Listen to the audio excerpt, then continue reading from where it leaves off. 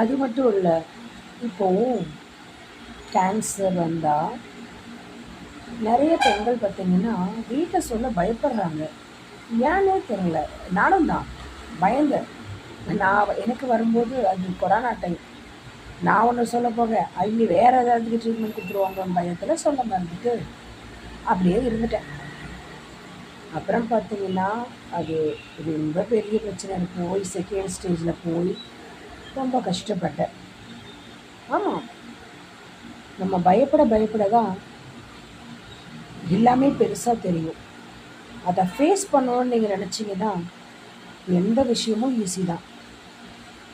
ஆண்டவன் நமக்கு ஒரு கஷ்டத்தை கொடுக்குறான்னா அதை சரி பண்ணுறதுக்கான வழியையும் நமக்கே கொடுப்பாரு. ஆண்டவன்கிட்ட எப்போவுமே கஷ்டத்தை தீர்த்து கொடுங்கன்னு வேண்டக்கூடாது.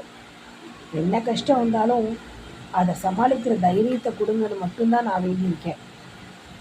நானும் நிறையா பார்த்துருக்கேன். 35 வயசில் கேன்சர். ஒரு பையனுக்கு 8 வயசு, ஒரு பையனுக்கு 5 வயசு, 2 பசங்க. எப்படி ஓடுறது, என்ன சொல்கிறது, எப்படி சொல்லணும், யார்கிட்ட சொல்லணும்? ஏன்னா எனக்கு யாரோட பெரிய லிங்கோ யாருக்கிட்டையும் பேசுகிற நான் பயங்கரமாக வரும். நல்ல ஜாலியாக இருக்கிறாங்க தான். பட் என்னை தைரியமாக பார்த்தவங்களுக்கு எனக்கு ஒரு வழியேன்னு சொல்லி எனக்கு சொல்கிறதுக்கு வாய் வரல. நான் ரொம்ப